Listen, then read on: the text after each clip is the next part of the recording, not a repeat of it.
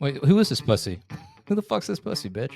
I get obsessed with this shit, man, and it's like they lit a fire under my ass. 6ix9ine weighs like fucking 110 pounds, bro.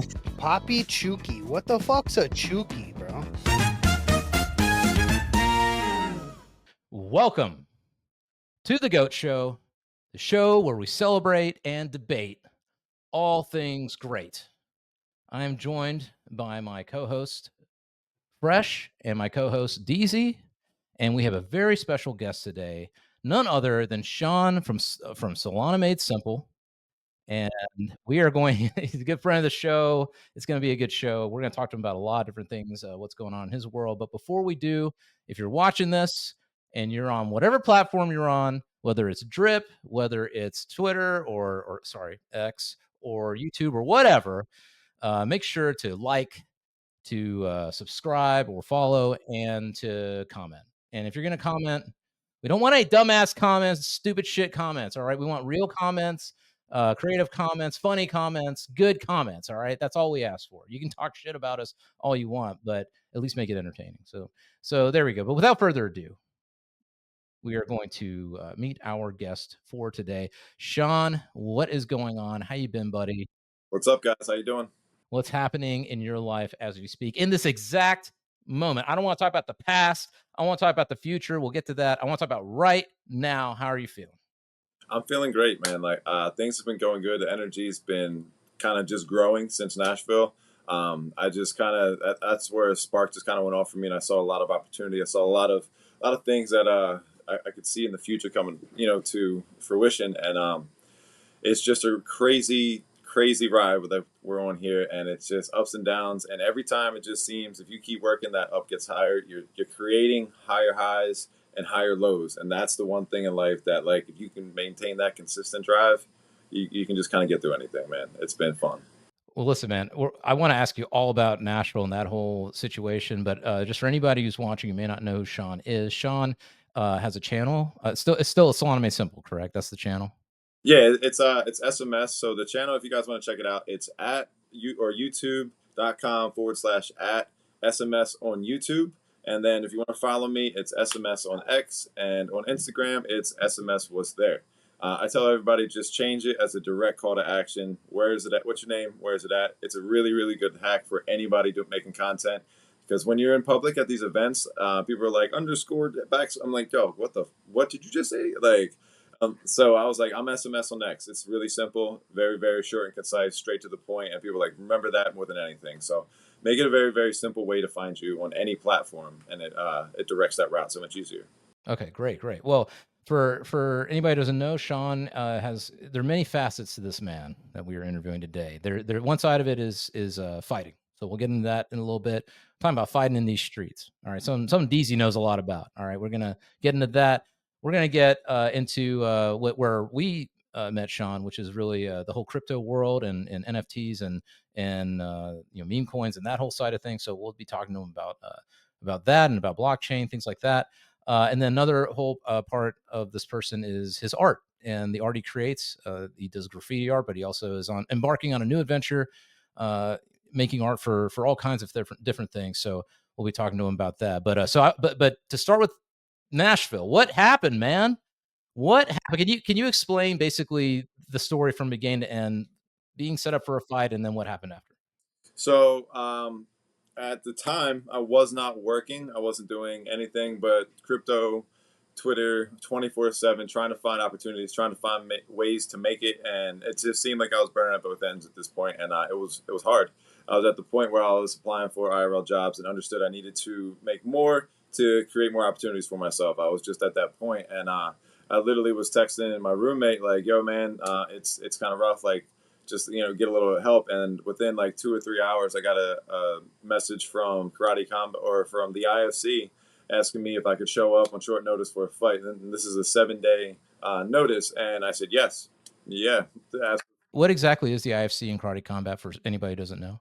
Okay, so the Karate Combat is this platform or this organization and promotion that is really taking the world by storm in the fight scene, because it's MMA in the sense of, I guess the only limitation is you can't hold on to people. You can't, like, you can clinch, but you can't hold on to them forever. You have to break, or you have to be throwing like shots. The other thing is there's no like wrestling, there's no jujitsu or anything like that. So if it goes on the ground, there's has to be ground and pound. You have to be like one knee on or both feet on. Like you have to be in a dominant position, and then like if it's stale, you get stood back up. So you can literally grab the person and get back to your feet pretty easily, I would imagine. I mean, you still probably get rocked, but that's life. The other thing is it's on a pit, so it's got this like cool 45. You can run around that. That's considered still like on the ground, even if your butt's on there, and you can knee people, you can kick them while they're on the pit. They'll be like head level, so you can't run away, and if you do, you're making it harder for yourself unless you use that to your advantage and do some ninja shit. Like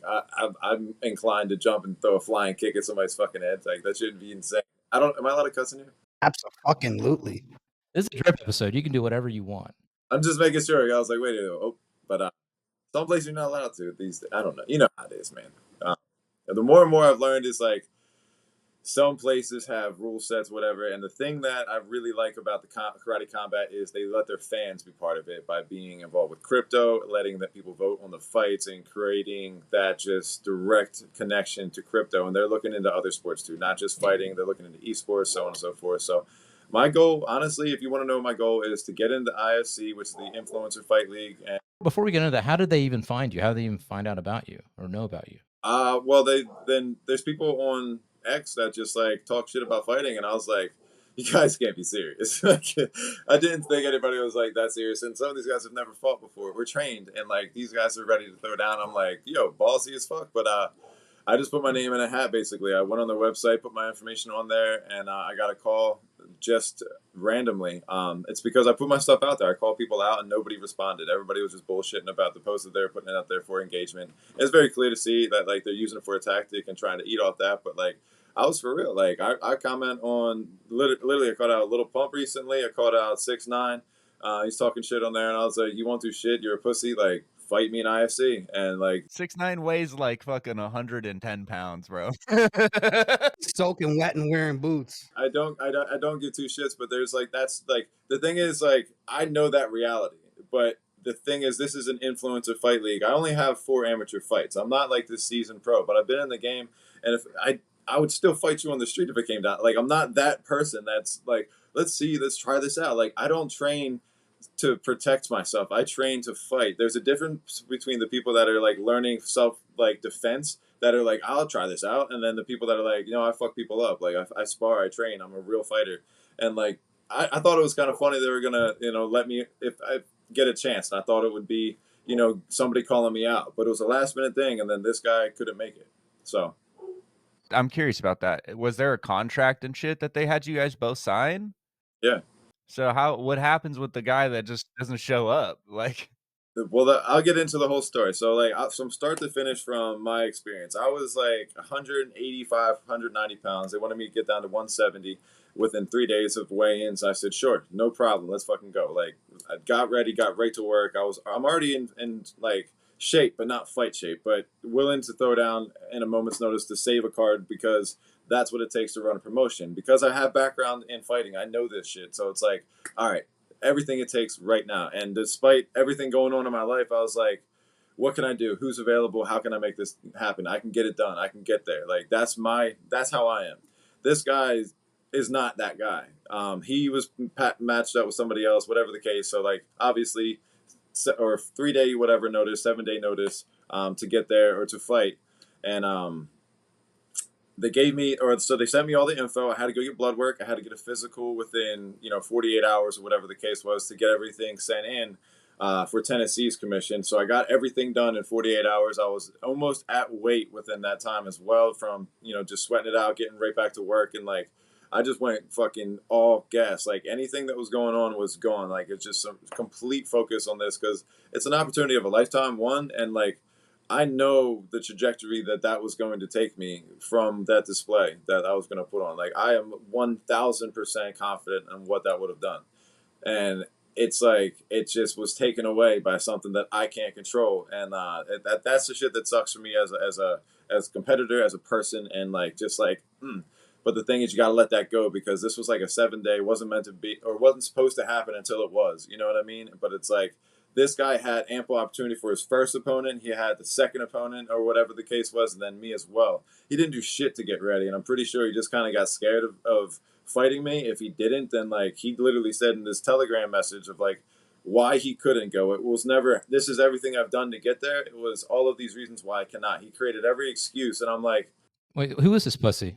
Who the fuck's this pussy, bitch? I Who is don't he? know him that well, but his name's like Poppy something. I mean, I can read you the message. Yeah, who the fuck is this guy? No, I want his X tag. I want to put him on blast. Yeah, yeah, put him on blast, man. Poppy Chew or something like that. That's his thing on there. This is the beginning there. His name's Poppy Shoe.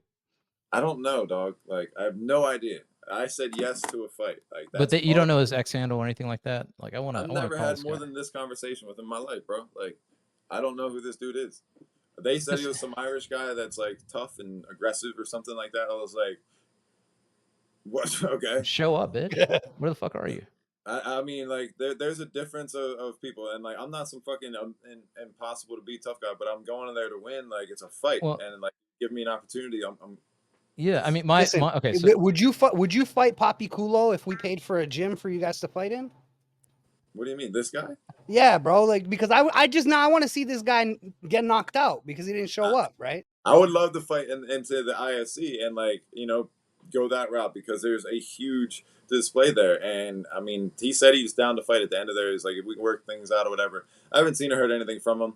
Everybody I've seen to call out like has not responded. The people that want to fight, they're literally weight classes above me. Like, I'm 155 at like cutting hard weight to like 165, 170, like is a little bit bigger because I know you're coming from 200 pounds. Like, trust me. I gotta work to get to 185. Like, I am barely at 180. It's hard to get where I was at, and that was like a lot of sitting around, a lot of steaks, and a lot of just like chilling. You know, I was lifting. well, there's a bunch of stuff that annoys me or pisses me off about this whole thing. The first thing is that you were training hard, man, and you show your training on your X channel, SMS on X. You definitely show your training. You show how hard you were working. I mean, we were all seeing it. Well, I think that's why he didn't show, bro. Buddy's seen the videos and he goes, "Dog, I'm not ready for a guy like this." Fuck. Well, I was watching videos. I'm like, man, this whoever he's fighting better watch out. I didn't see any of his videos, so I had nothing to compare it to. I can't even find a picture of the guy. Like all of his media. I had no idea what he looks like, to be honest with you, until I saw the poster. I had no clue. I had no fucking understanding of anything to do with this person. But there is a poster. Yeah, they made a poster. Like, there's like they're on the app. Like, they're actually on the app. They crossed me out on the app because this fucking guy didn't show. Like, Okay, so this is the other thing. So help me understand. So you sign a contract. You sign a contract. You both sign a contract to show up, correct? Okay. What is it stipulated in the contract if somebody doesn't show up? What's the punishment for not showing up? I mean, I didn't look that closely to see what would happen if you didn't show up. I looked at what would happen if you did show up. Okay, but there's no. I mean, they don't. Because no offense, but like the karate combat or whatever, that group. Because here's the thing. So you train hard, Papa Chuki. Poppy Chuki. What the fuck's a Chuki, bro? All right, Chuki. This is what they did to me. See, that's not cool. To me, the person who didn't show has the X. Yeah. He should have won. And in my opinion, karate combat, you should have given SMS the purse because he was there. He worked. He cut weight. He should have got the purse for the fight. You guys should have made him. Bro, he should have went on there. They should have made him come out and Poppy Chuki not fucking show. And shame Poppy Chuki to death. Make him feel like the worst person in the world. They basically cut ties that night when the guy called me up and said he wasn't gonna fight and just enjoy everything. And then when I asked about the purse, he said unfortunately no. I was like, but I showed up. Like, I was there. You told me not to rehydrate at a certain point. Like, literally that night at like 10 o'clock. And showing up was not, let's just to be clear to people watching, showing up is not just like you were in your hood and you went out the door. Showing up meant you flew, right, to Nashville from Philly? Yeah. I asked my job to push my start date back a week because I wanted to take this opportunity and see what I could do with it. They, fortunately said yes to me. They're like, yeah, go ahead and, knock them out. And I was like, all right, cool. Like, let's go. And I found some, I didn't have my... Did they ask you to shout them out, though? No, yeah. We're good. That's what I would have done. Well, you got to shout out the GOAT show, though, bro. Damn. But I didn't have my coach. I didn't have anybody from my team. I had a friend of mine come out there, and he was willing to just corner me. I was going to have Easy from Badalgos. He was going to be there to corner me. It's going to be a lot of fun, man. And, this motherfucker took it away from me, and I'm pissed about it, honestly. And, like, I know the promotion has their own rules, regulations. I had a lawyer look into it and be like, yo, what's the deal? Because, like, he's from G Media, and he was like, let me just at least look at the contract just to see what's going on. And, like, he said they don't technically have to give you anything because I guess nobody weighed in officially. I think that's the stipulation. But like he said, he was going to give me something anyway, or they were going to try to work something out, and I guess they said no anyway. So I got nothing but the opportunity to go out there, make a name for myself, and show them I showed the fuck up. And now it's going to probably take somebody that's either going to prepare one or like punch down to fight me. And if I get any opportunity on a call out, because I've heard of some people just randomly spewing out names that are on this Salt Lake City card. I haven't had any notification. One of the guys that are fighting, he made a post on Instagram. I asked him what's up. He was like, nobody said anything to you yet. And I was like, nah, not a word. He was like, and they didn't pay you. And I was like, nothing. And he was like, damn, dog, like you showed up in 3 days. Like that's more than anybody else did here. So like the other point is like they highlight the people that had 6 weeks on a short notice fight. And I was like, 6 fucking weeks, dog. Like you guys went out of your way to find me, send me a plane ticket, get me here, make sure I got all of my shit done, and then basically shut this phone off and said like we're not gonna answer you. I had to like call out the dude on X essentially to like at least get a response, and that's when he said you're coming at me. I was like, that's your own perception, and you can have your own reality, verbatim. But like I've been trying to get a hold of you and see what's going on, and I had no answers. So this is my me just getting communication. I appreciate it. Cheers, and that was it. Fresh, I think you're thinking the exact same thing I'm thinking, Fresh. Do you want to describe who exactly is the goofy of the week and what they did wrong right now? I'll leave the floor to you, and I'll come in if there's. The goofy of the week is definitely Poppy Chuki, but it's Poppy Chuki featuring Karate Combat, if I'm being honest. The words and opinions we express are those of me, Fresh, and Deezy. They are not of SMS Karate Combat, but we're definitely going to talk some shit. Yeah, absolutely. Or IFC, whoever it was that was doing the promotion.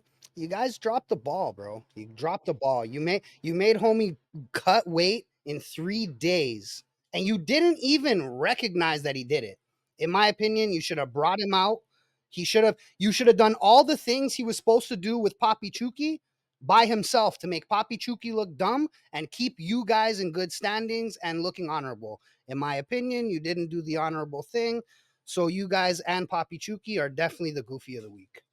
Definitely, definitely. I mean, there's so many wasted opportunities too. Like, first of all, you're a public figure in whatever capacity. You're a public figure. So if they went through with that and they did the right thing, they gave you the bag, they had you in the ring, and they held your hand up. The other guy didn't show up. First of all, they should do that so that it shows. Hey, if you say you're going to show up and you don't show up, you're going to get embarrassed at the very least, and that stops other people from doing the same thing. So that's a missed opportunity. Second thing is you're a cool dude. You're well spoken. You're on socials all the time doing cool shit. If they had done the right thing, guess what? And given you the attention that you deserve, and you speaking good about them, how much more promo would they have gotten out of this thing? And if they had built up your story, if they had told the story, hey, this guy cut weight, this guy came all the way from Philly to fight. They should have taken advantage and interviewed your coach, and even if it's just like on stream like this, they should have done all that stuff. It could have been a huge way, one, to give proper promo to build you up so that you could be their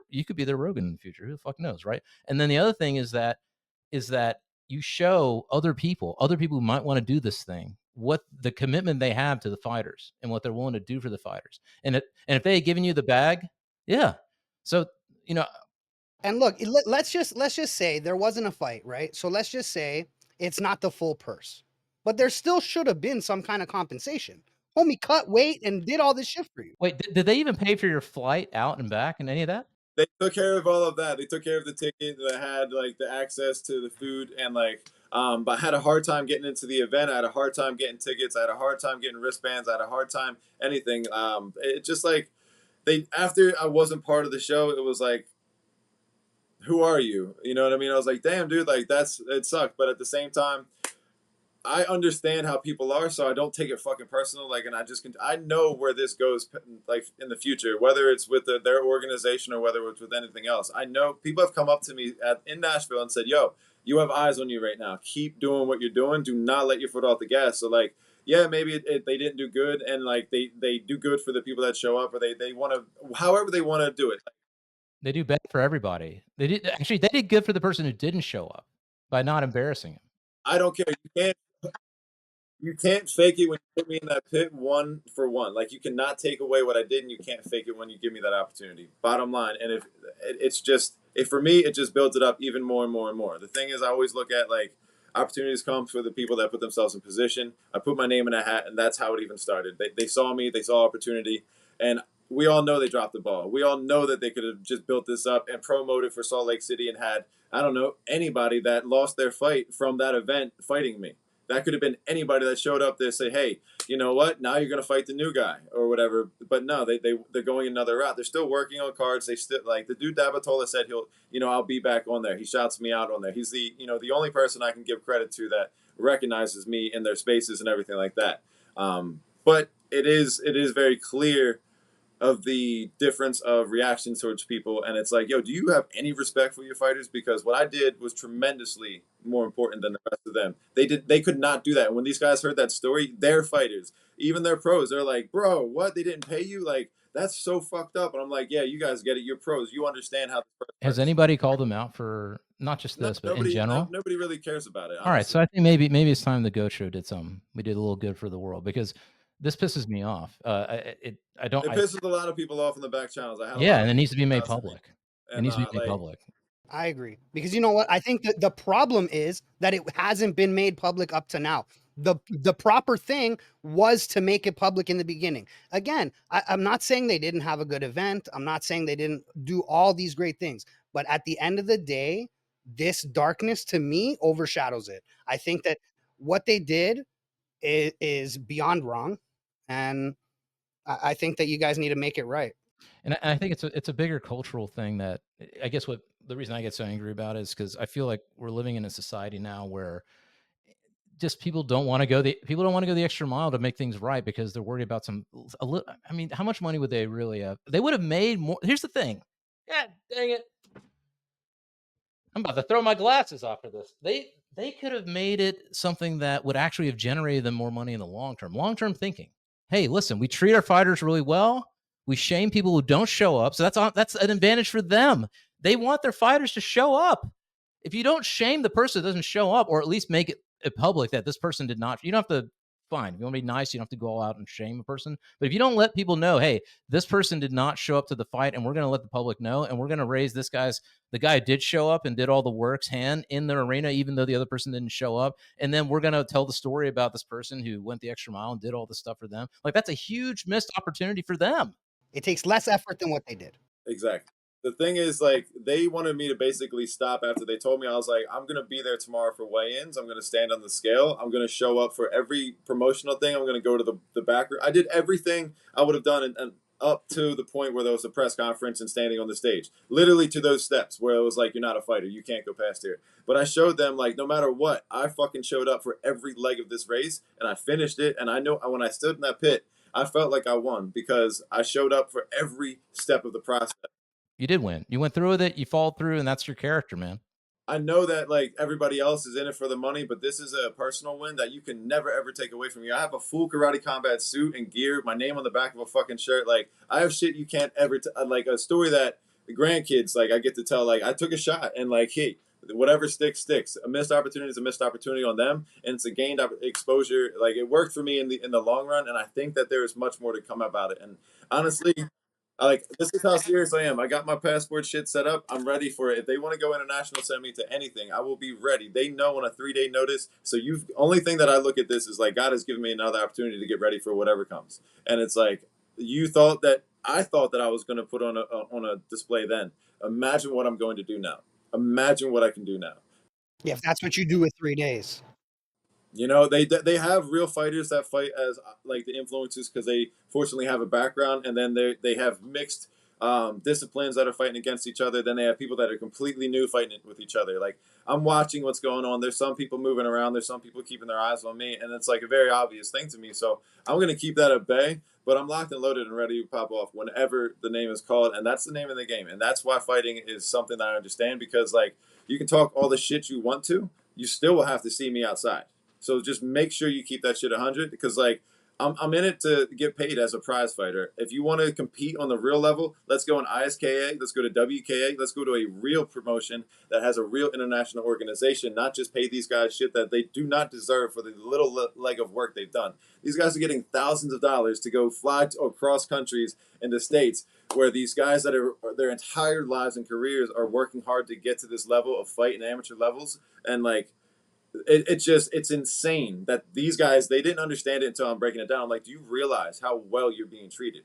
For me to go fight in any other state, I got to get sponsors from my area, from whatever I can, from crypto, to send me out there, pay for everything. Like they have, that's why I was like, this is a blessing. They're giving me all this opportunity to get out here. It sucks that it couldn't go forward. I made a couple sponsorships and deals and stuff like that I know are going to be there. They believed in me before even seeing training. They're like, yes, you're going to go. Like, let's do this. And it's only a matter of time. But let me ask you about that. So you before you went, you managed to get some sponsors to help sponsor you in your journey. Yep. Well, basically the day I was there and the day I flew out. Okay. And so those sponsors, what were their expectations of you in this whole process? Well, they just wanted me to, wear the shirt, show out, and knock somebody the fuck out. And like, Okay. And then how did they feel when you didn't have an opportunity to do that in the ring and show that to everybody? Did well, they have Gotch any? team was pretty pissed about it, and like the lack of effort to, make any kind of right doing or just acknowledgement. They were very very vocal about that. Absolutely nothing, guys. They just they don't expect much, because of like that's the joke about it. Absolutely nothing. We don't expect anything out. We'll show up all the time. So they gave their love and their praise, and like the people reached out that really cared about it. But they gave a lot of support, man, and it's nothing but love from those communities and the people that, like, even the Bodogos was potentially kind of going to come out and have Easy there, and like a lot of those guys were gunning for me and shit like that. Like, can you imagine? Can you imagine building this up and then putting on a poly markets bet, like using the branding and what I can bring to the table? Like, there's so much money to be made in these fights, and like the level of competition will get better, because I'm going to travel to these gyms and train with these guys and see what's really good. Like, if I can't get in the pit, then we're going to do what we got to do. Like, it's just, that's how I'm going to go about it, and it creates, honestly, so much opportunity. And I know for a fact this ain't the end of it. This is not the end. Well, that's the big thing, right? I think that out of all this, what they did give you is a really cool origin story, because you're gonna be a fighter.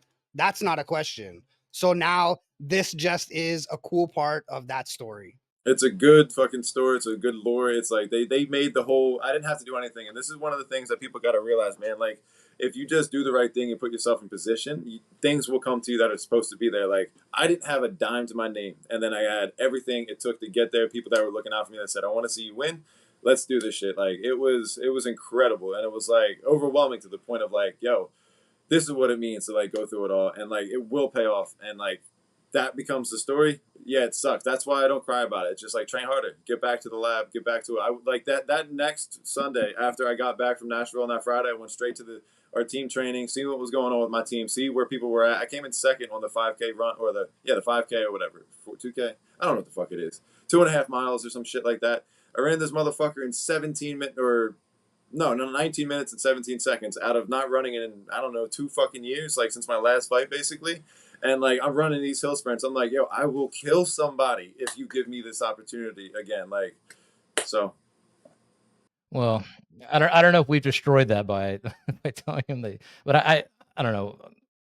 I hope they give you the It's a opportunity, but fight there's a game. part of me that's like, there's got to be other people that can give you better opportunities, because if anybody's going to, I mean, I don't know. What do you think, Deezy? I mean, treating fighters this way, it says, speaks volumes about the organization. It's not just about what happened to you, which it is. It's a bad thing, but it's more about like, this is an organization that treats people this way. To me, that's major red flags there. But I don't know. I mean, is that The good outweighs the bad, I'm sure, in the way of business. And I just don't take it personally. I don't care, because like it's just a reflection of character at the end of the day. I know what I did. I can't say anything or say it speaks for them or whatever, because I know that they do very very well for the people that show up. Like, and the thing is, I showed up. So why do I get this? Fuck it. Watch me show up again. That's all I can say. Like I don't look at it any other way. It's not. I don't let them take that energy away. Like that's just.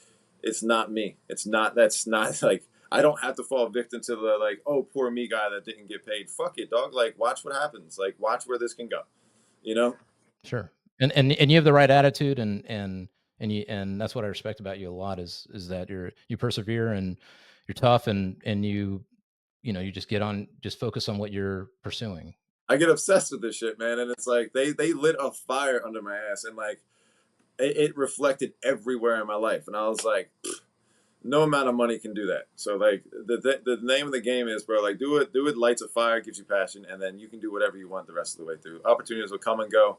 Just let it roll off your sleeve, because like fuck it. What like I made more off of just showing up there than they did. And do I have much good say? Nah. There's some people that are good, but they know who they are. I don't have to go to sleep with that. You know, that's it.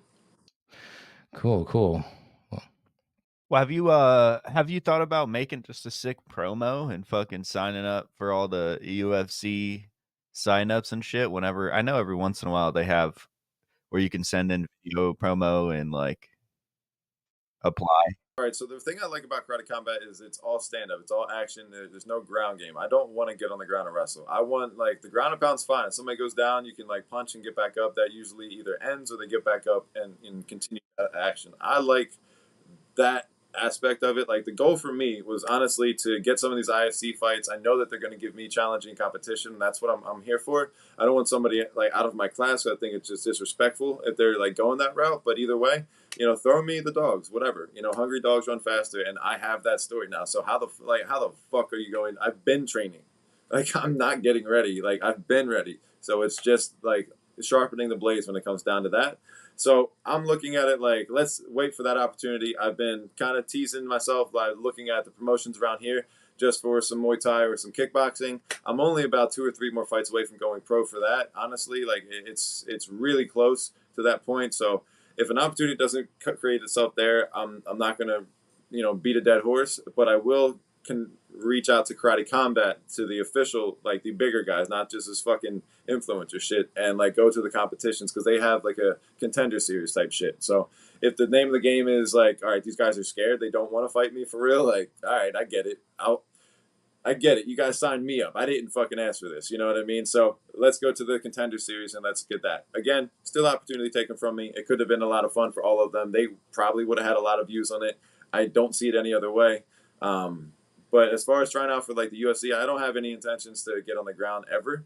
So like my whole game is like, somebody tries to shoot for me on the ground, like, well, there's a lot of room to run and get out of it with the pit thing, and you can't do double leg takedowns as well. So like if they catch my leg and try to sweep, I'm already game for that, But Yeah, you can't even really do you can't do single or double legs. You can only do like you can do judo, you type sweeps and throws and shit like that. But like you could go in and like throw a punch, grab a leg, and like take down that way, like using some kind of one-legged takedown or whatever. Or if you catch a leg, you're already at that point. You can push them forward and run over top and like get over top. So there's a lot of ways that Muay Thai is going to be really beneficial for the stand-up fighters in that.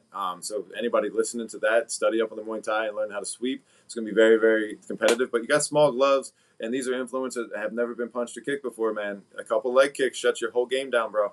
And you like, I'm gonna kick the shit out of you. I'm gonna fuck you up, like. That's for real. And the one thing, me and my buddy Jake during this interview, he's an international like champion. He knows real fighting, and he's an ISK WKA champion. He's a New York State champion, and he's fighting again over in, I think it's Scotland. Could be fucking that up, but wherever the next ISK international fight is, he's going out there and standing up for USA. And he was on there, and he was like, these guys never been in a fight before like this. I was like, nah, they might have been smokers and shit like that, but like there's a different level with a different audience and a different pressure that like makes it different than anything else. Punches hurt a little bit differently, kicks hurt a little bit differently, especially when you don't have gear on, especially when you know to kick the same spot over and over and over again. You might like, I'll leave it at that.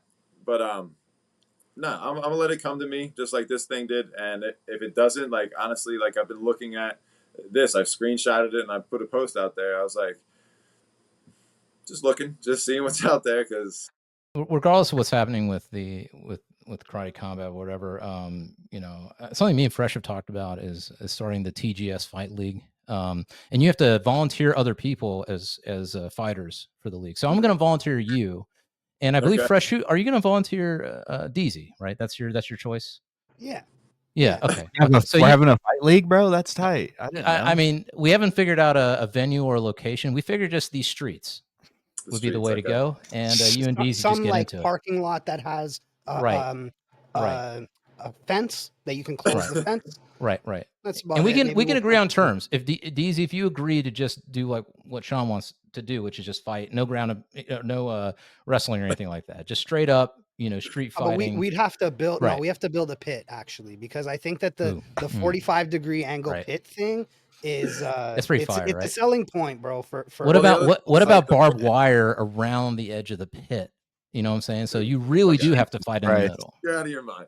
All right, so Yo. like, the other thing about this pit thing is like the whole arena is over top of it, so everybody's looking down into it. Oh, and, like, cool. Okay. when the fights start, it's like whoa, fight! Like, it's so cool, dude. It's like karate, like Mortal Kombat type shit. I was like, yo, I cannot wait to knock somebody out in this motherfucker. But Yo, the walls don't count as down either. So when you're leaning against the wall, you're not a downed opponent, and so I you see. could just Oh, I see. get someone well, a lot pin of someone people against the get to wall. that point, and it's like head kicks and knees to the head really, really easily there. So, like, there's a lot of fun things you can do with it, and it's like using that to your advantage. Like, a lot of these guys don't know footwork, and like that's something I picked up on really, really quickly. Like, they're training, they're getting better, and like the level of this competition will get better because like people are gonna know to train beforehand.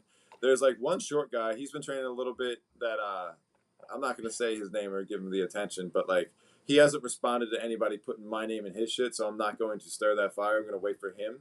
And if he wants to play that game, he knows who I am. It's not a secret anymore. Like, these people know. So, again, like, it's all fun and games until you get into that pit, and we'll see what goes down.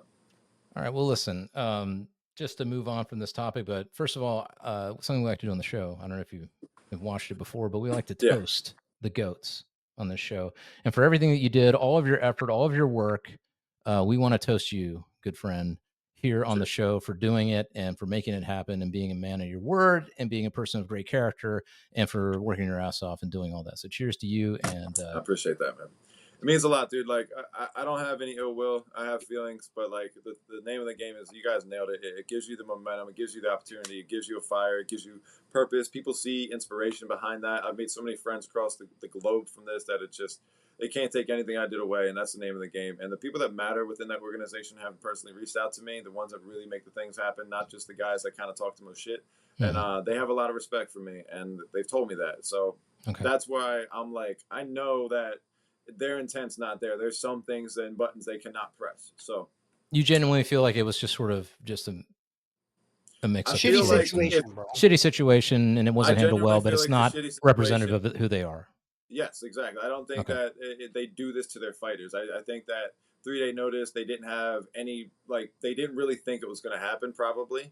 And then that this guy fucking pulled out, so they were like, what do we do about this guy? We had no, like, we weren't even going to pull his name up, but like we knew he would show up, like if this guy did. Well, So, I like, do want to say that I do have a little bit, like, a double personal interest in this, because I really did want to see Sean fight. But also I took time away like, I made sure to set up my schedule so that I could watch Sean fight.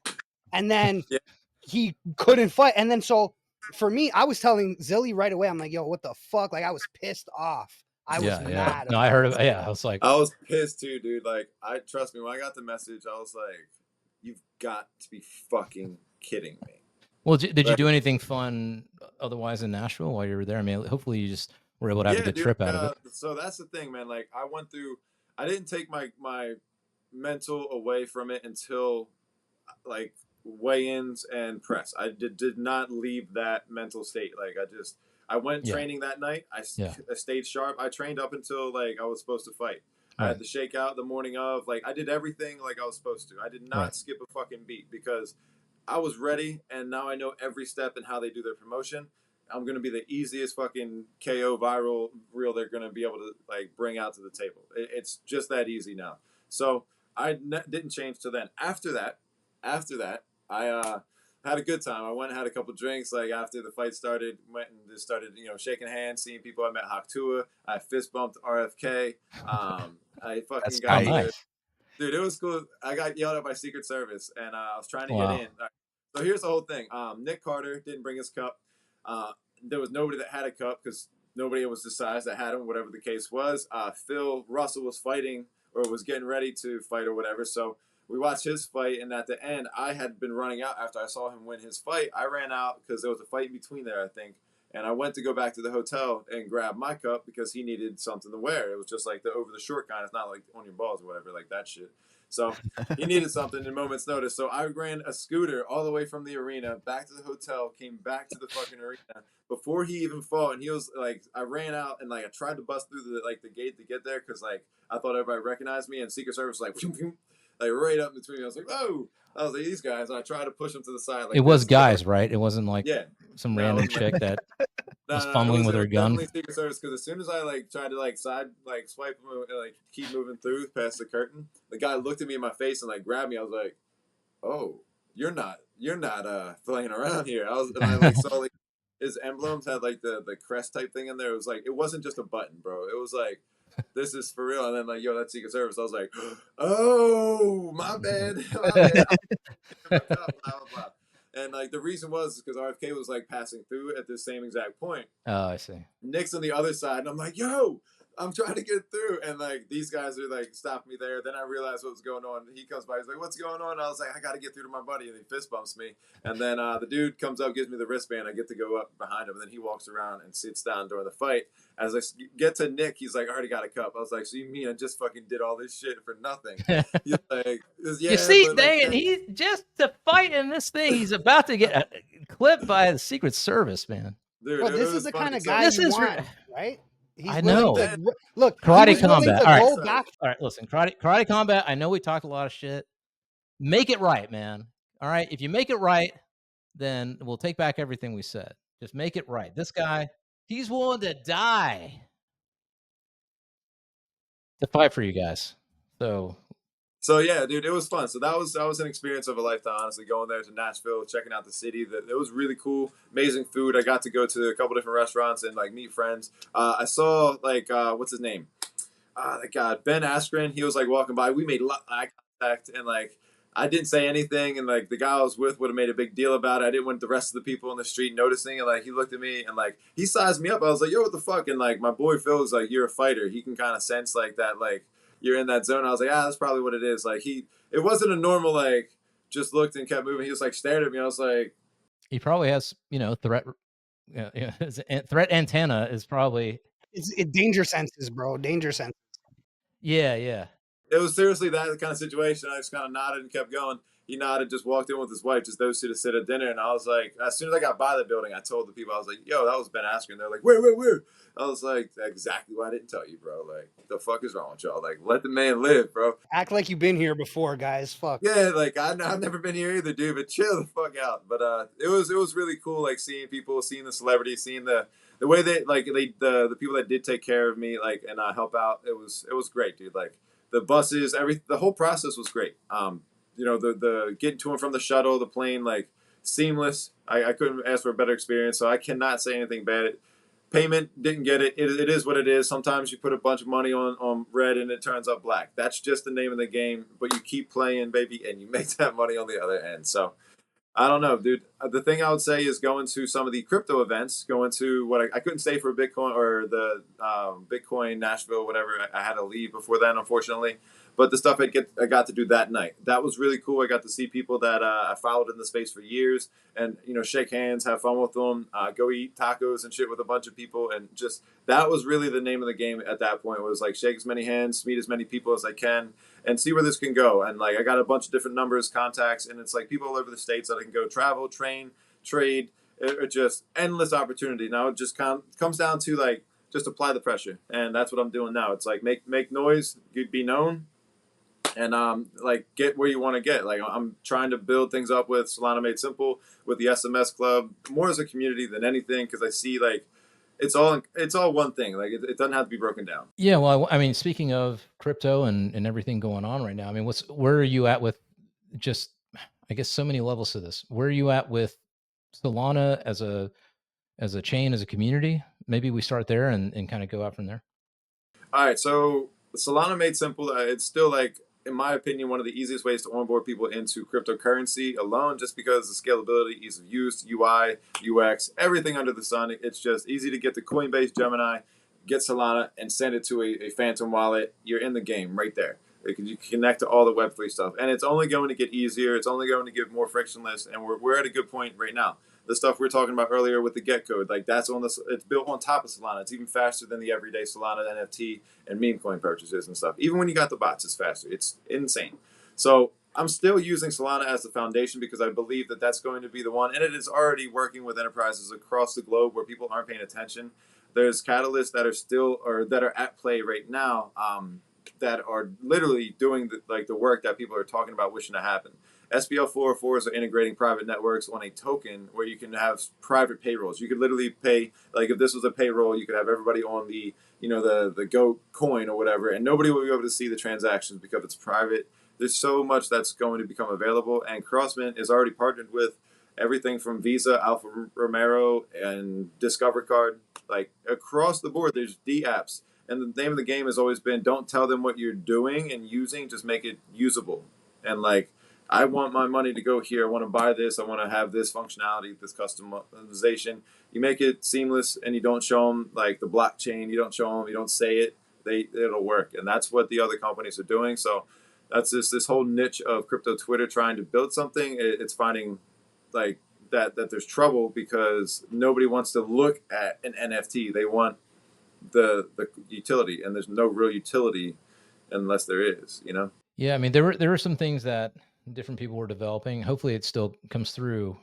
We were really excited about it, where it would turn your NFT into an actual app, so you could actually do things within the app. And where we were really excited was the idea of actually building a virtual environment inside of the actual app, and then or inside the actual NFT, and then basically you go to the NFT, and instead of it just being a picture or something or a video, it's actually a virtual environment that you go into, and it's your virtual pad or whatever. So hopefully that stuff comes to Solana, and people are still developing that, because I don't think that that's the thing, man. Like, I really think that kind of stuff is such a small, like, you got to think of Solana like this, man. The people that build trains and, like, the train sets and stuff, very small group of people, but they put so much time and effort into it, and nobody ever sees it or cares about it. It's cool. It works. And that's where you're at with Solana because, like, there's no real point for that. Like, there's a huge company with billions of dollars that can do that, and they can do it better. And they're gonna, if you even do it, they'll be like, cool idea. Noted. Let's execute. I mean, I know what you're saying, man, and I don't disagree with you at all, to be honest. But the one thing I've always said, and I think you know this, is that I always feel like e-commerce was the best implementation for NFTs. That if Crossmint would build a Shopify app where you could literally have your NFT, and then when you sign in with Crossmint in a simple, clean, or something like it, if there's something like that. We're there. We're already there. Like, so let's say you have the GOAT website and everything is an actionable link to buy with Solana on USD or USD on Solana, right? So you keep the fair value, whatever you want to, however you want to call it, or if you want to use a meme coin. So you have that accessibility where you can have that shop set up and it goes to your wallet. You confirm that and you pay with that crypto, right? That's what you're talking about? Well, it's a little more intricate because that is the front end. But what you need is if that front end can convert it to dollars and instantly buy is the problem. That's already there. It's called a blink. The actionable link is posted in Twitter with the API. You click that. That becomes the point of sale. So you can post your NFT, your shirt, your raffle, your entrance to the show, your videos, your drip. It becomes a transaction on Solana through the API. The goal is to get that to a what's it called? A point of, you go to Instagram and like you see somebody's shirt, you click on that shirt. That's a crypto transaction on the blockchain. So if you have that built and you have that advertisement set up, that link that typically goes to a website will now be actionable through Solana on the blockchain as soon as the API will allow crypto to be integrated to Instagram. So if you understand that Twitter and X is already doing that, we're there. You just have to figure out a way. But again, that's not the problem. The problem is once you pay in Solana, I need to get it, USDC, whatever. I need to get it in my bank account, not my wallet, because I need my bank account to pay for the drop shipping goods. So I need that transaction to also be you as the product. yeah, as the seller, as the business, I Yeah. need to be able to accept crypto, but I don't want to Right. see it as crypto. You Okay. can see, you send crypto in and I get cash. I get fiat because I can't pay my supplier in crypto. That's there. That's definitely there somewhere. I don't know. I feel like that's I a think I think swap. they I think you can do it with USDC. I know that No, like MoonPay. even Like there's a MoonPay. way with MoonPay to go the other way you're talking about with cash to crypto. And I think that there's a way to pay with MoonPay to go from that'll do a small fee for processing and then shoot that to your to like the Square or whatever the fuck that thing is that you set up for the payment All processing. right. Well, I mean, we'll look at it, but It's there. all but I'm the almost payment positive that's there. the payment stuff will get there. I know that's coming. I know that PayPal and Stripe and everything are working on that, and I think they've implemented some things. That's not what I'm referring to with NFTs. With NFTs, I feel like the lost opportunity is that your digital collectible has to be able to offer you access to things that you really want, right? So for instance, if you're Nike, or better example, maybe like, let's say, I don't know what's a really hot, like let's say Yeezy or something, right? Like if you want access to something on Yeezy that is exclusive, the idea would be, okay, you grab the Yeezy NFT and then that becomes your key card or your unlocking mechanism for getting exclusive products in a store. The only issue is that that needs to be done, in my opinion, through something like Shopify, where it makes it really easy for anybody to set up a Shopify shop, and then there's almost like, it's almost like the NFT isn't even like, it's a seamless process where It's where the average user doesn't know they're in crypto and they don't know they have an NFT. You know what I'm saying? It's just they own a collectible that gives them access to this thing, but you're not calling it an NFT and they don't have to make a wallet. Like maybe they can log in with Google or you know what I mean? The biggest problem is people don't want to get into like digital wallets and stuff like that. right. So to me, that's why I always keep talking about CrossMint building this thing, because like, okay, I've had people buy NFTs through CrossMint when we did our drops for ZiLLY Goods back in the day. And it was seamless. It's like, cool. Okay. Like you get on, you buy it like you would with any other item with a credit card, and then you're done. You have your, And you have it in your email. right. So you're just avoiding. You want to avoid the person that has the crypto or the asset to exchange money, and then you also are thinking that if you have this piece of collectible, you have access to exclusive drops and stuff like that. But The flow would be, and I'm just using CrossMint as an example. If you're listening, CrossMint, please build this for God's sake. Please build this thing. Okay, it's just I'm on SMSs. I'm on your Shopify site, right? You have an exclusive item that looks super cool and I want to buy. Let's say it's an SMS chain. I'd buy that. All right. But I can't access that chain unless I have a certain NFT that you've already dropped, right? The bag. Okay. Right. So what I should be able to do is go to whatever, maybe it's on your Shopify site. I go to the item on your Shopify site and it can just be like, you can call it like a pass, an exclusive pass or VIP or card or whatever, right? I go there and when I go to buy it, it brings up CrossMint. I buy it with a credit card in fiat on CrossMint. CrossMint houses that NFT. Then when I go back to your Shopify site and I go to the buy button on the screen to buy that item, it'll say sign in with CrossMint. I sign in with CrossMint, it automatically recognizes that I own your NFT, and guess what? Now I can buy that item. Or it's or I do that and it's an item that anybody can get, but it's an automatic discount. To so just me, put a referral code in there. pain in the ass. Pain in the ass. This needs to be that I'm saying for the use of the NFT that you're dropping or the collection you're But like dropping. the thing is, why would you need an NFT if everybody can get it and like it's accessible to everybody? How much is this thing, and why wouldn't you use a Well, referral code? I'm not saying. I'm saying you could do a traditional NFT drop, like just like we did, and you just instruct people But in order there's to get no it. digital wallet there, right? Like there's no wallet, so there's no Well, reason to drop it. CrossMint has a wallet and it's stored, but the It's problem is not embedded. your crypto type thing, right? It's on your email. The problem is it takes out which I think is a problem. I mean, I'm going to get a lot of trouble for this one, but the biggest problem with NFTs right now, or anything in crypto, is that there's too many speculators that are just in it for getting the quick flip. There's not that real utility there, and because of that, it doesn't motivate the average everyday American, whatever person, American, whatever, to want to own something. Like, you should want to own an NFT for a reason, not just because you want a quick. But there is that. I don't understand why you're not seeing that. Like, there are NFTs that if you have the badge, you have airdrops and access to like private parties, private crypto events, stuff that going to give you all of this access. That is literally already there. Yeah, but that's events and stuff. But now we're talking about goods. Goods and Shopify specifically. You can already token gate Shopify goods though. It's a pain. It's a pain and it's messy. It's not really bro. Unless they've dropped a new system in the last 3 months, it's messy as fuck. It is annoying. It is not cool. It's not intuitive. The UX is bad. It's a that's why to me it's like it needs to be something like a CrossMint where they already have like their basic wallet and you basically buy things on there and then you sign in with it and that's it. It's a seamless process. And So I have a website that I partnered with this guy to make my t-shirts, and we accept crypto and cash, and I mean it works seamlessly with no problem. Problem is you're not drop shipping. He's making your shirts. So if you're drop shipping, because I got to pay suppliers as well. right.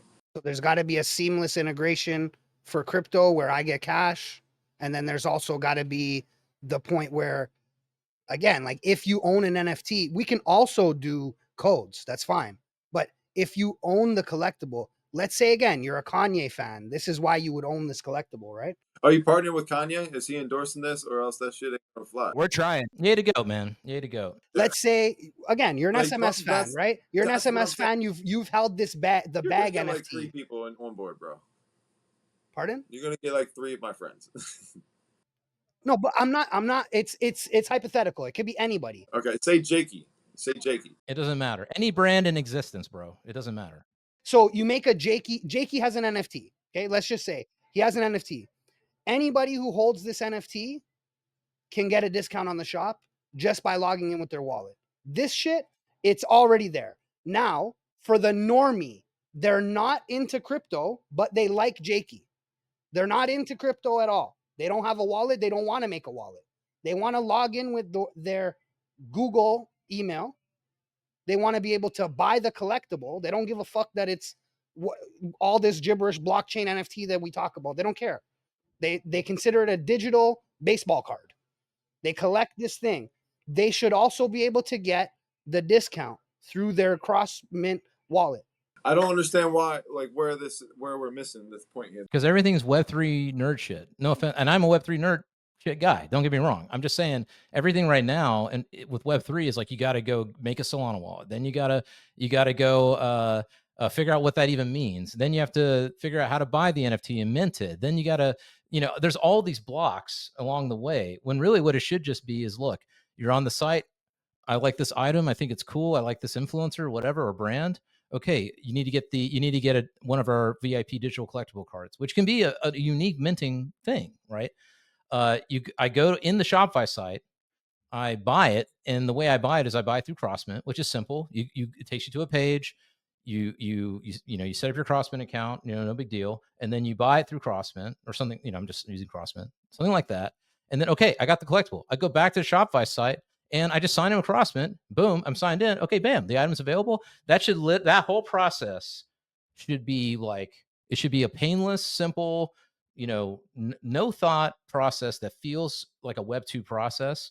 And it should be just intuitive and there should be no roadblocks. And I don't have to learn anything about crypto. I don't have to learn anything about Solana if I don't want to. I don't have to learn any of this stuff, but it's still there. Like, let's say I do get into it by first doing this thing. And then I I'm feel like, like that's already there. I just don't understand. Like, I guess I'm missing. It's the onboarding process for normies that makes it a problem. It's not there for people who don't want to be in this shit. It's not there to just be a collectible. It's there right now to be niche. And that market is too small to focus e-commerce on that, in my opinion. So my thing has always been you have to take this to them and you have to like understand it is not going to be easy to fucking have people come over here and figure it out. So the answer, in my opinion, would be, all right, this is a small niche group. I'm going to sell this as a regular fucking product on the Web 2 thing, accept crypto from these nerds that want to come in here. But it would make no sense to be trying to reverse engineer something that works already. Just accept a payment processing that works for them and figure out that has to be the mess, because you're going So, to but then have how do we by give them far a the larger discount? group of people coming to you from over here. How can you give the discount? Just a code, No, because but how I do know. they get it? Why do Hold they on. get it? If they have the NFT, they're the nerds that came over to your product. All cards on the table, brother. That's what we're doing now, right? If you own an NFT, there's a token gated place where you can get a code, right? Because this is the least painful way in to do it now. I don't understand what the problem is with that then. To get the other people that use a credit card to use crypto without having to know that they're using crypto. Yes, that's the thing is to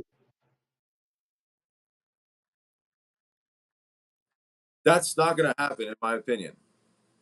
Straight up, that's going to be damn near impossible, because trying. I don't understand why it wouldn't. I mean, that to me is the old. There is no greater use, man. Because like going to regular people and asking them if they know about crypto, their first question is, "You mean Bitcoin or Bitcoin?" And I'm like, "No, it's Bitcoin." But that's that. Yeah, at least you know that. But in my opinion, if you have a product and you are a business person, you have to understand your market and where it's going to work. And if it's not going to sell the way you want to, you need to find a way to attract them to your content, to teach them how to get here, and also have a division that's like advertising to the NFT collectors that are going to get there. These guys understand, if I subscribe to this email, I have this referral code that comes in because I get this weekly email. Now I can go on their website at the point of sale, use my credit card. That's my opinion on that.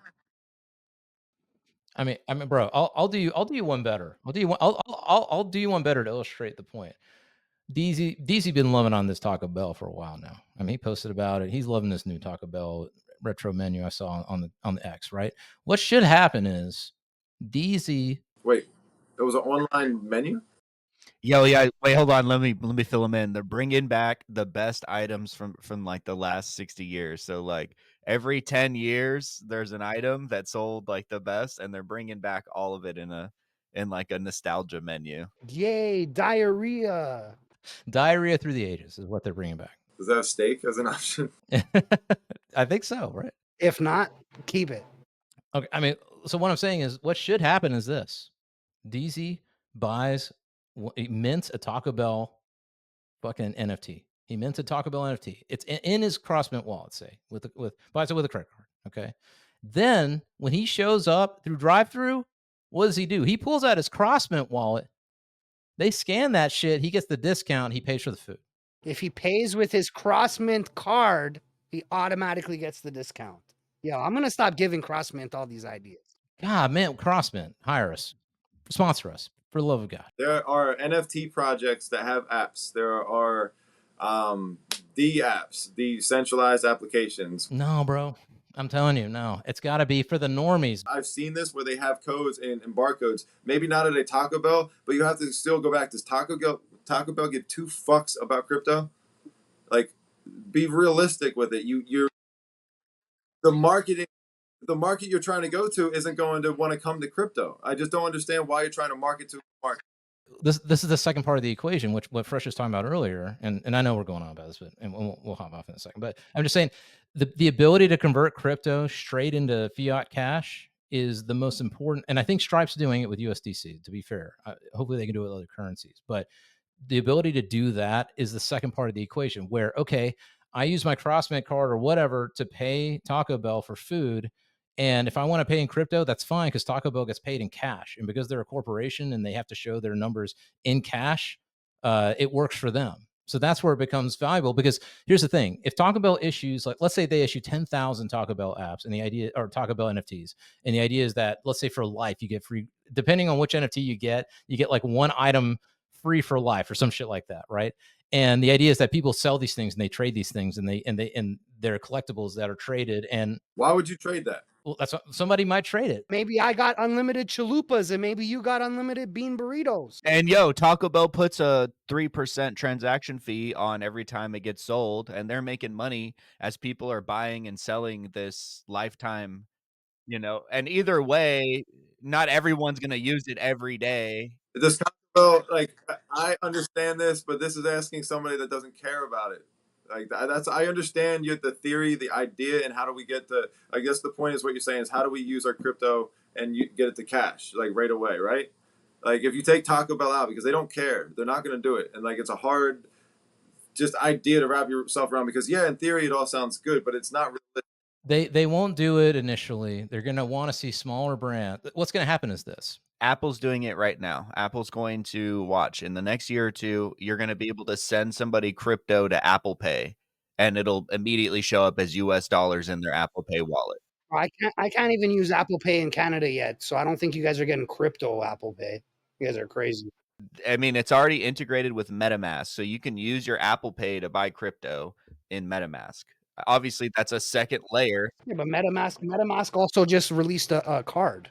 Like MetaMask is, I think it's more MetaMask engineering to go the other way than it is Apple engineering to involve MetaMask or crypto. Man, I use crypto every day for my transactions. Every fucking day, and I get money back on my crypto every single day. I send it from one wallet to another wallet, and I use my Coinbase card, and that's how I do it. There's no problems with this ever in my life. I understand where you guys, the ideas of trying to get companies, they don't care. They like we went through this hype, and they just don't care. Meme coins is what they care about because it's making their pockets go up. Like that is more of a thing where they're going to get on there. It is a missed opportunity. That's how this started. As far as this whole conversation, this is all hypothetical, if it could or whatever. But like the reality is nobody cares. Yes, hypothetically, these are great ideas. If somebody could just have some collectible and never know about crypto, it's a very weird concept, honestly. But if you could make that real, where you signed in with your email with Google, you bought there like a, but it's just hard for me because it's like, why would I buy that? This is the perfect way to think about this. NFTs need to be like gift cards that you keep. That's the way to think about it. They're gift cards that you keep. They're like credit cards, that type of idea. That's what, and just specifically NFTs. I'm not talking about meme coins or crypto or any of this other shit. I'm just saying NFTs themselves need to be gift cards that you keep. So my Bodogger could be a gift card, right? Yeah, that lasts forever, and you can trade it. What could my Bodogger give me? Would it like it does give me something from the shops and stuff like that by having that? What it should do is if Bodogos if they have a Shopify store with items in it, you should be able to go to that store, sign them a crossmint, and get access to exclusive items or automatically get discounts on those items and then purchase them. And then the second part of the equation, what doesn't have to be anything related to the NFT. That's 10,000 people less because there's people that have multiple. Yeah. And that's what gives them value. Because if you're a huge fan of that's what's his name's collection, right? I mean, that example's there, and you see the result on there. That not everybody like I would never buy any of this stuff. Honestly, like I'm a different kind of person. Like I don't collect stuff like that. Maybe other people will. Who's your number one UFC? Like, who are you the biggest fan of in UFC? I wouldn't buy the merchandise. You wouldn't. Like, who's your number one?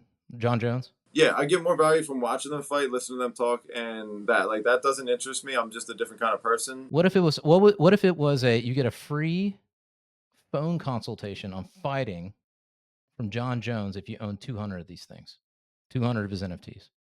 Would you want that? No. Okay. Well, what I'm just saying. So check this out. So the Kings of Leon did an NFT sale for their latest album, When You See Yourself. They made over $2 million.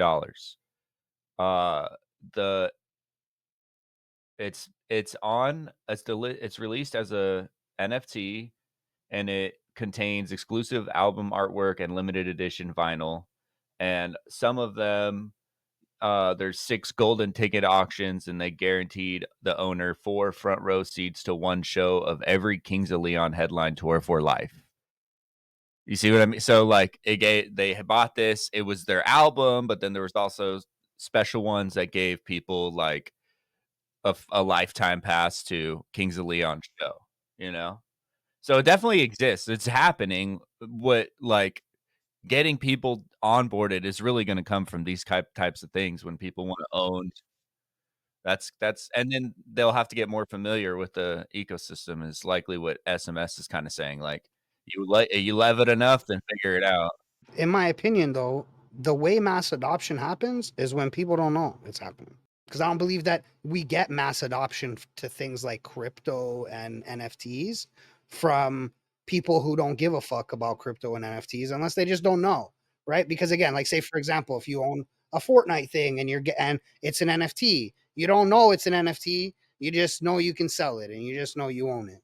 But there's levels to this because I can get people onboarded in a second. I can explain to them why the investment side of this is more important than any of this bullshit we're talking about. To be completely frank with you, the underlying Right, but every brand's not going to have a you. but they should find it, and like they're out there, and that's the thing is like people need to like come up and bring that to their attention, like why it works. But I forget what my point was now. My bad.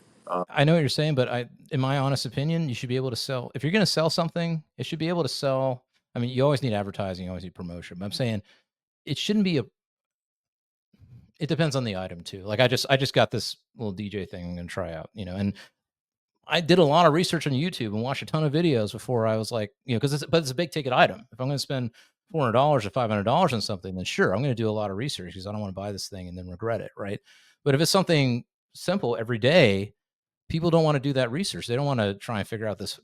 I just think it's a big ask to get someone to try something brand new that is somewhat still technical for an item that isn't really something. If you're going to buy a T-shirt or you can buy a custom pair of shoes or something, like, you know what I'm saying? Like, Yeah. Well, as far as like, are we talking about onboarding, like in that aspect or something? yeah, I just think certain items that are not high ticket items require someone's not going to be willing to do as much onboarding to get them. When you said every project doesn't have a U, I'm talking about Solana. I'm talking about AVAX. I'm talking about like investing. Like so when somebody asks how do I onboard, I ask them if they know what Bitcoin is or crypto or anything like that, and they say yes. I can gauge that conversation from there. The next thing is, have they ever physically used their phone to buy it? If their answer is no, you start that conversation there. There's no reason to go anywhere further than that. And like after that, I ask people like, do you invest? Do you have any background? And like you start to talk about literacy, like financial literacy at this point. Like the conversation doesn't go from digital collectibles unless you have an already like some interest, you have some kind of savviness where you can find this information out. Like if you got to Google it to talk about it, nobody cares about it for the most part. Like it's not on the tip of people's tongue. It's just not an interesting topic. I know people like buying crypto because it's being talked about more. I know people are interested in Bitcoin because it's being talked about in the news. For good or bad, I mean, they're watching the worst source. And my thing is like, come over to X, get an X account, just listen to the conversations. You're getting direct root and source. You can literally watch current events come through Pump Vision and meme coins because of just the stupid names that they are. It's literally the most current events that go through there. So there's this thing that like the mainstream media is going to talk about things that are doing good. And the way I explain it to my mom, which has no understanding of crypto except for like the last couple of weeks, I say whatever they're talking about is doing really good. Keep your eyes on it. But when they say it's going bad, that's probably when you want to buy it because they're talking bad about it. You have to understand that there's a mindset in all of this. So I get people looking at it and it's like, what have you heard about? Do you have any of these apps? What kind of apps are they? So then you get them onboarded by buying the crypto off of a Coinbase or a Gemini or something like that. That is literally the easiest way, or whatever's in their territory. I only focus towards people from my area that can do the things that I know how to do. I do not fake like I can teach you how to do some other shit and transfer like, yo, you're gonna have to find some other way. Like I don't know the answer to that. I can only help the people that are there. And when you look at the like market share and like where your attention's going, it doesn't really serve you purpose again to advertise to somebody that like really doesn't have the interest. You know what I'm saying? So once I get them buying Bitcoin or Cash App, even is where I go. Like buy it off a Cash App. Send me your Cash App thing, and I'll be able to send you Bitcoin. They understand how that transfer and the transactions go. Once they start looking and doing their own research, like I just don't feel comfortable. Like I would not want somebody to buy anything that was a digital collectible without having that understanding first. So again, like there's barriers of entry because of lack of knowledge that needs to be there first. That comes with time. And it comes with the generations, like the younger people will just start knowing this because the gaming culture is going to integrate so much. That's a huge part. So, like, what we want, a lot of stuff is built there. It's how much are you willing to work to make that happen? And then somebody's going to find a way to make that more of a frictionless process, in my opinion. Yeah, I agree with you on. I think gaming is really where it's going to. I think most people are going to get onboarded, at least young people.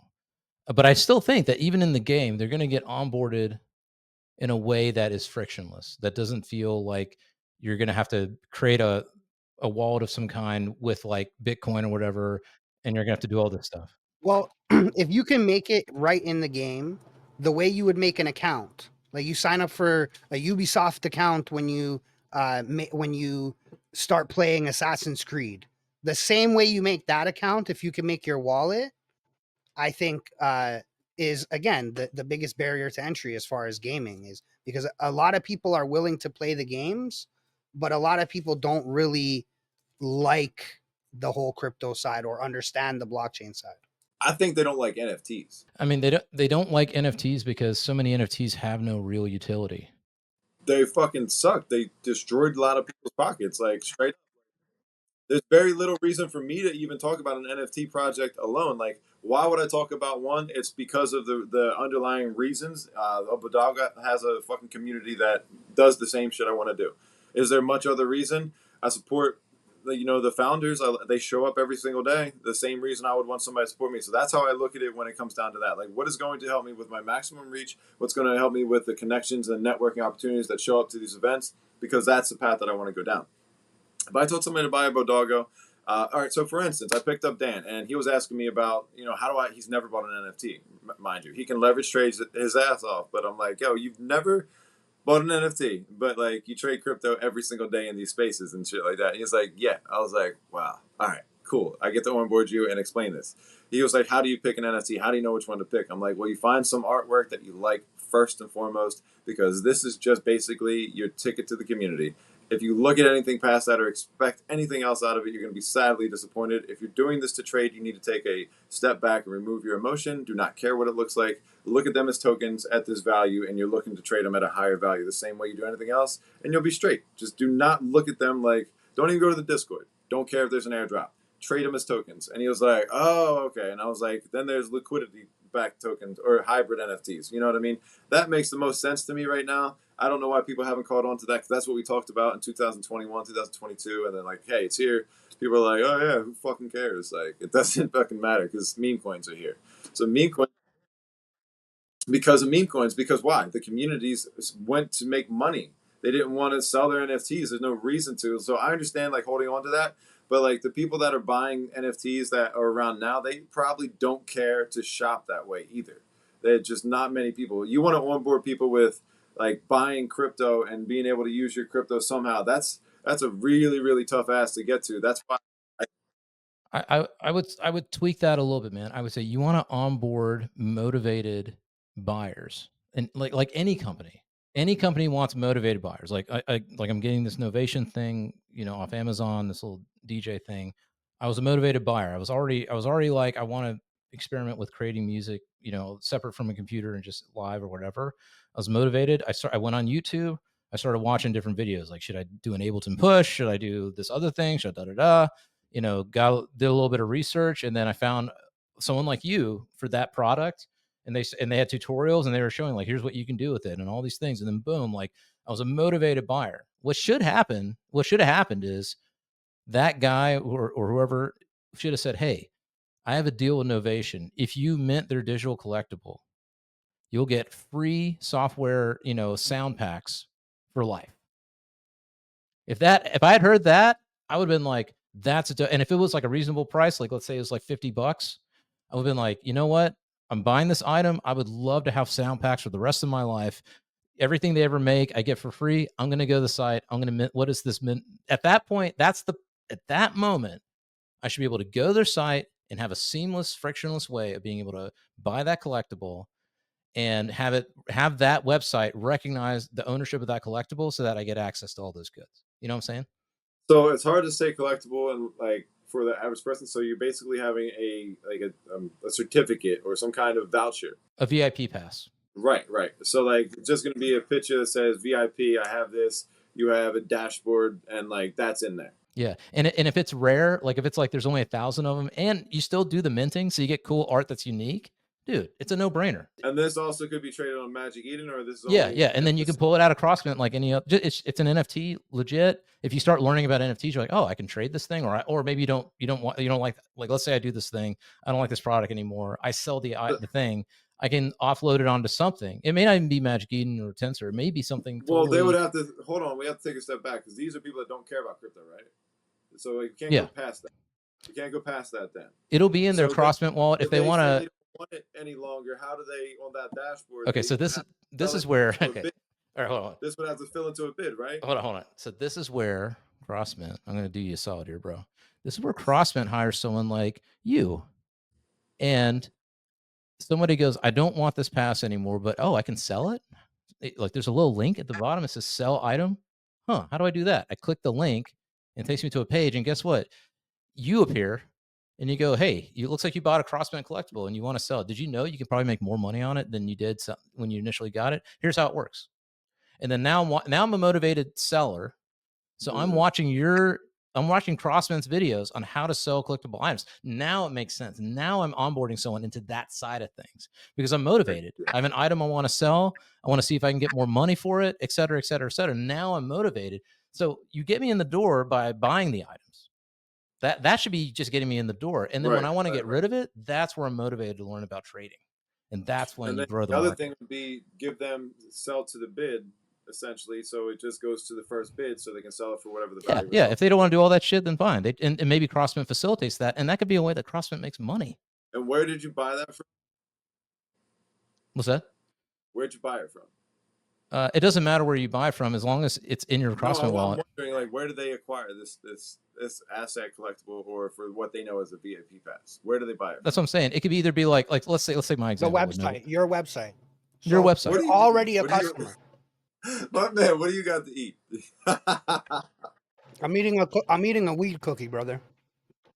I'm eating 4,500 milligrams right now. We all stressed out with this conversation. I'm drinking water. I'm hydrating. My mouth's dry.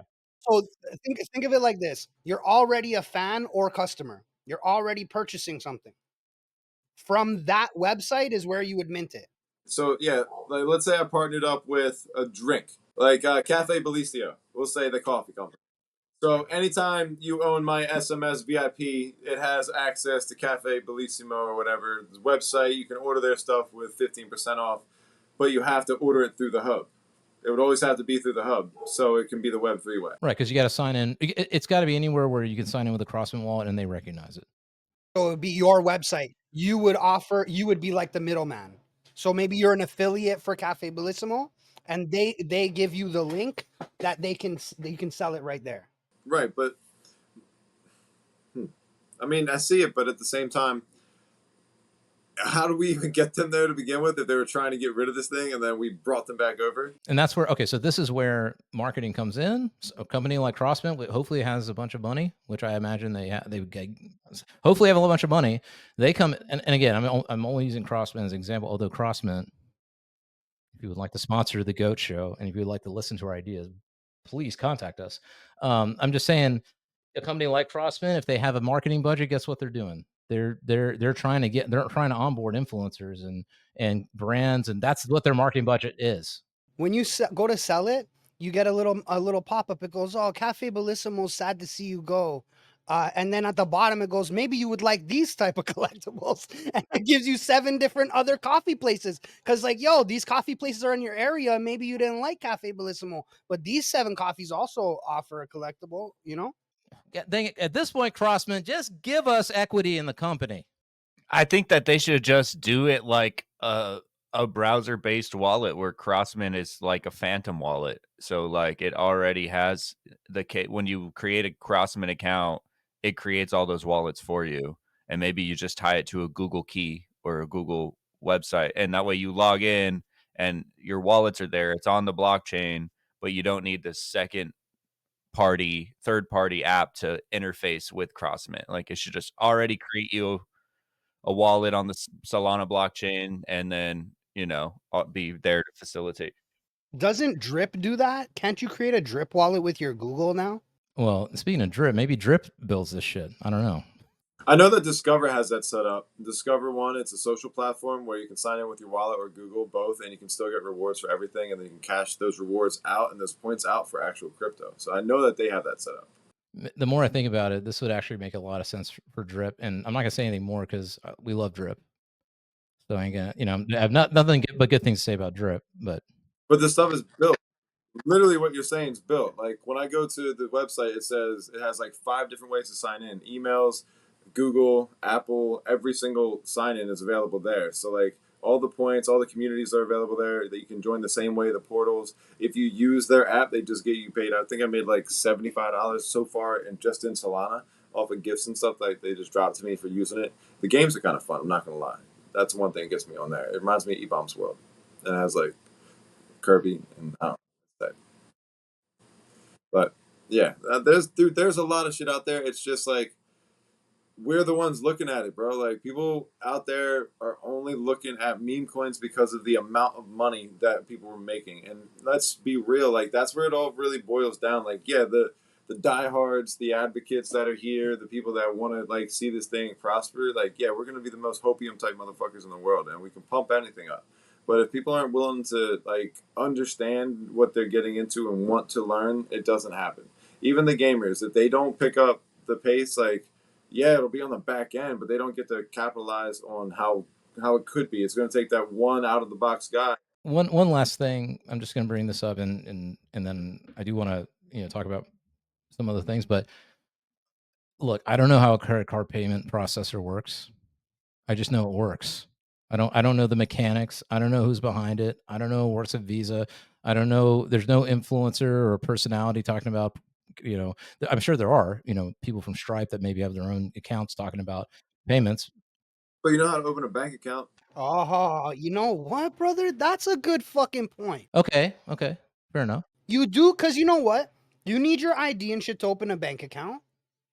You need to go through this process. In fact, I'd say the process is more arduous going to the bank than to fucking sign up for a Phantom wallet. It is, and that's why we hate them, and that's why they suck because they force us to do it. That's the difference with banks. You're forced to do it. But you do it. I don't know how to. Like, the engine completely works on a car, but I learned how to drive it. Listen, I know the basics of how the bank works too. It's gonna be a drip. It's gonna be a drip until it's a flood, and when it's a flood, I think it's gonna be when like the banks allow you to custody crypto in your bank account, which is gonna come. They want it. They want you. They want to see where your money's at, so they're definitely going to open that up at some point in time. Like I can already trade commission-free stocks through my bank account, right? Like I could go on my bank account and I could trade through my bank.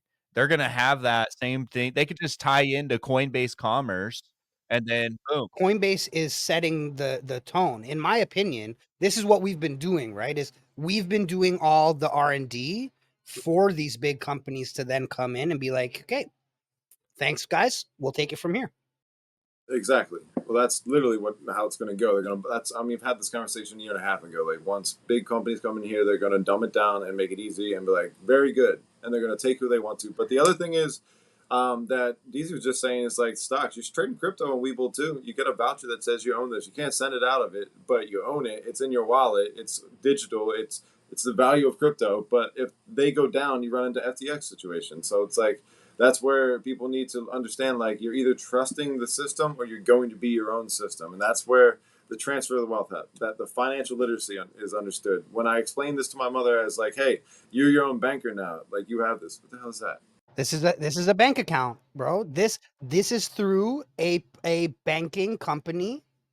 They have crypto, non-registered stocks, registered stocks, and cash. What's the company? It's called Wealth Simple. This is only in Canada though, but it's basically So you can just VPN and be in Canada. What? No, just kidding. I think that ultimately it's coming, and I actually agree. I think that, but I don't think that they're gonna let you custody shit in your wallet. It's gonna be not your keys, not your crypto at the bank as well. The bank is gonna own that crypto, and it's just gonna show like that. And I'm sure they'll let you. I'm sure they'll let you send it off until they integrate. until they integrate the dApps into your bank, and then they'll say there's no reason for you to send it off of the bank. Send it anywhere. You can use it right from here. Yeah, and then that's when they got the chokehold, because the new people coming in are just going to use their banks. They're going to feel safer to use their bank because they don't understand. Which is fucking crazy, because the bank robs more people daily than any company out there. Like I said, but UX always wins, man. User experience always wins. If it's convenient, There's a level of that like I think you're kind of skipping. There's already people that are onboarded into Coinbase and stuff like that watch charts. They understand that there's a Coinbase wallet, there's a Web3 wallet and stuff like that. That's their base is going to be that avenue for many people. And like as much as I like Solana, that is in your face right now. And it's like Coinbase, Base Chain, Ethereum, L2. Ethereum's by far going to be that one if they can get Base to take the rocket. I mean, look at coins like Mr. Miggles and fucking Brett. Both of those coins go into multi fucking numbers instantly. And it's like just from the advertisement from Coinbase. I'm positive that Coinbase knows what they're doing, and they know that NFTs are not the way to go for things. But if people want to, they have everything available to you there. Like I use these platforms to onboard people because it's put in a way where you can attach your bank account and use it. And the money they get, they're like, look, I sold that thing. I sold, I can like, it lets you and it shows you how to send from your Web3 wallet to your Coinbase account easily. So you can use your credit or your crypto. They want it taxed. That's the biggest reason anything's held back here is because they want it taxed. They want a piece of the pie. As soon as they can understand the best way to get a piece of the pie and have a majority and dominance over the rest of the world, that's it. Like that's all it's going to take is a huge push in that direction. And then there will be classes. There will be people signing up, hiring people like me to clean up and do the real shit for them or whatever. Or they're watching right now, fucking making their own curriculum for it. I tell people all the time, the things you're talking and learning about now from, a bull market into a bear into a new bull is going to be what's going like taught in schools and classes. And it's going to be the curriculum for people. Like how else, like I sent a video from 2022 to the guy, Dan, to how to buy an NFT from Coinbase to Phantom to Magic Eden. And he bought an NFT within 3 minutes after watching the video. He was like, yeah, nothing changed. It was exactly like you laid it out. And I was like, all right, I got to simplify the video, bring it up to speed, and redo some of the content because the game's not changing. It's just whoever's having the shiniest light, whatever you want to look at like that. But once you get into this space, it's like, how'd you even get here? And it's usually from somebody feeding you from the Instagram, the Facebook, the TikTok into X. And that's where it really, really starts to happen. Other than that, the collectibles and stuff like that, there'll be the sign up for this kind of thing, and it'll get easier and easier. But people don't want NFTs. They want to own crypto. They want to own meme coins now because they see the opportunity for growth and money. It's not there for NFTs right now, unless you're one of the nerds like us that want to be here. And we make it very obvious. But that's where I have fun telling people about this shit because it's like my buddy Dan, again, another example. He's working a company and he was able to quit because he was like, yo, I made a shit ton of money off of this play. And I showed a couple guys at work. They started investing and they're doing better now too. So that's where the transfer of wealth is the real connection. These other things are sidelines. Getting people to buy their freedom back and being able to live their lives and do the fun shit is really what it should be about.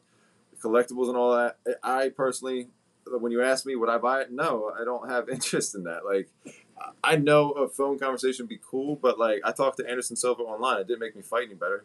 Like, I definitely think it's layer 4, right? Like it's you've got to have something in front of the customer, then you have something that's the customer buys, and then you have when they become a fan, and then once they are already a fan, I feel like now NFTs make sense. yeah, well, everything's available to them and it's seamless. Like, you can send somebody to a sports gambling site, you can send them to a game, you can send them to so many different directions now because we've got there. And it's like what you guys have been building. It's like almost like just keep being patient once you get that tipping point because like all it takes is the catalyst for stuff. There's a book called The Tipping Point. If you guys haven't read it, I'd suggest taking a look at it. It just talks about how like Keds became a popular shoe. Just one person had to wear it. And then other people started going that direction. They realized they were cheap, affordable, and they look good. So it's just one thing that like it doesn't have to be the standard or norm. It's just what does it take to get there? And if you can find that equation, you'll be on there. Sometimes it takes longer than others, but Solana's going to build itself out to the point where it's accessible and easy enough to use. Like you can go into a Phantom wallet and you can buy crypto right from a debit card without ever going on Coinbase. Well, you can go on Coinbase, but it's like an on ramp. But you don't have to have an account. You just buy it from there. It does the transfer, it does the transaction, and then you have a wallet full of that. The other thing is for onboarding, how do you get people involved? This GetCode app. If you get that to somebody and you tip them and you say, yo, go download Phantom app, I'm going to send you some crypto over there, just like a dollar. Like that's how you onboard somebody. And then the tipping comes in. Like I saw yours up there fresh. Like I'm sure people are seeing that. If I start reposting that, people will start seeing that, hey, he's new to the app, and send him a tip. People start sending you that in. If they can understand how to withdraw, it just says withdraw on the app right there, and then it's an address and where you withdrawing it to. That's the onboarding point. Once they got a wallet, they can understand a digital wallet. Like it does. In my honest opinion, if you cannot get somebody to understand a digital wallet, you do not want them as a customer. Like it's going to be better for you because they're going to probably want to teach somebody else how to use the wallet too and get them onboarded once they understand like you're your own bank, self-custody, and this like you can stake, you can save, you can do so much. You can get a cold storage wallet that stems from this process. If you try to go any other route, you're going to really stumble people up on the transaction, the process, and getting your money back. Once they understand how to use that avenue, that becomes much easier. Gotcha. Yeah. Okay. I feel you, dog. You can't do anything without the wallet, and like hiding it one thing, but it puts people into positions like, well, how do I get rid of this? You know, so it's like you teach them how to use the wallet, teach them how to drive the car, and then like, how do you race this? How do you drift it? You know what I mean? How do you fucking drive in reverse? Well, bitch, relax, like, calm down. You know. Well, I do have one more question to ask you before I think we kind of call it a day here. First of all, thank you. Before we do though, I just want to say thank you for being on the show. And for anybody who's watching out there, it's SMS on YouTube, SMS on X, SMS on any SMS on Insta. I'm assuming same deal. Go follow SMS all the way. Go follow him. Follow him on all these channels. If you're interested in crypto and learning about it, or I'm trying to understand it, that's what Solana Made Simple. That's his whole world is helping people understand these chains and how they work and all that kind of stuff. And there's no better person that explains it clearer than SMS. And also, you get to follow, especially if you're on X, you get to follow his journey and fighting and all this kind of stuff. And also, I would say your art journey, which we didn't even really get into. But what's going on with that? You're still are you pursuing that and kind of adding that to your socials as something or It's something that it's on my list of things that I do daily. Like I spend time. Like I'm really good with my time management. It's hard sometimes, but I have my tattoo equipment here still. I'm still drawing. I haven't really tattooed or used any fake skin, but like I don't want to fall off the horse. I don't want to lose any momentum. Just because other things come up, it does for me. It's not I don't have enough time. It's how did I adjust my time? And I figured out ways to manage my time, and it's literally just block it out. I get off work at this time. I got about a half hour. I can take a half hour, just kick it, listen to a space, draw something up real quick, work on whatever I need to work on, whatever I want to, and I use a lot of AI tools to like navigate that, and I put in what I want to do, and I'm like divide this up during the week. Let me get a good mix of this, so like I'm not in just one area if I want to do that way. Like I use that for time management, for training, and just making the most efficient way doing that. But as far as the art, like I got some graffiti pieces I'm going to be doing. I got a gym that I'm going to be doing on the 30th. That's a Friday coming up here. That's like a little small. I mean, it's a big job, but it's not too hard. It's real simple. Just letters on the wall. I did a giant, like 17, 18 foot lightning bolt in there already. So I'm just putting some more letters up there. you gotta post that, man? I haven't seen that. Have you posted that? Yeah, dude, me standing next to it, it's like I'm like a little itty bitty. It looks like a dinosaur. I know they're not real, but it looked like I'm standing next to a dinosaur. They were put there by bad. Yeah, I had I'm not even gonna go there. Damn, they became birds. We've been doing so good, man. So good. No conspiracies this whole episode, and you're the one. You. I was wondering. I was like, where is this getting weird at? All right, well, here's my opportunity. Well, okay. So, I have a final question for you. This is where it gets weird. Okay. So we just picked up this card game, and we're not being sponsored by them, although pick your poison if you would like to sponsor the Go Show.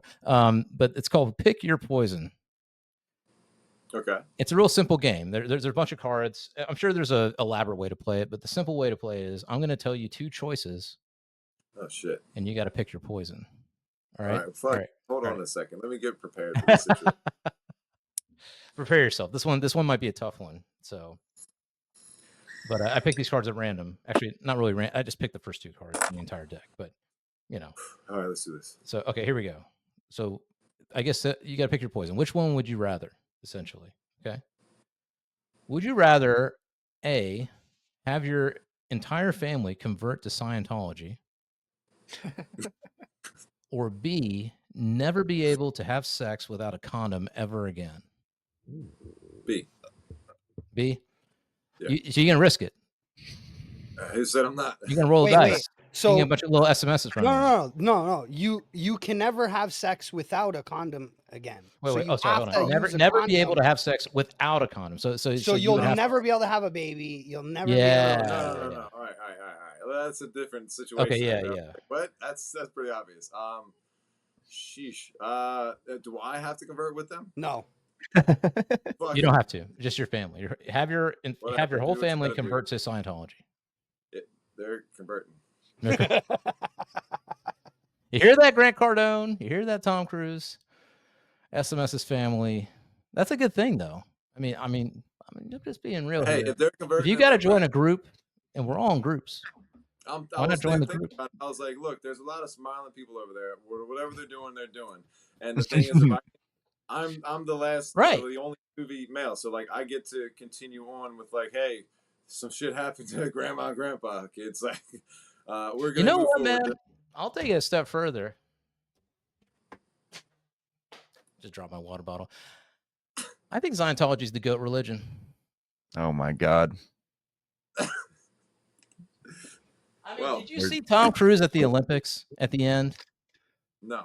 I don't see who's the Christian celebrity. I don't see them jumping off a building and Look, I am gonna landing say Scientology definitely has some Benjamin Button shit going on. They got some reverse aging shit going on, and I don't know how they do it. I'm assuming it's like the rest of the reverse aging people, where it's baby blood, but I don't know.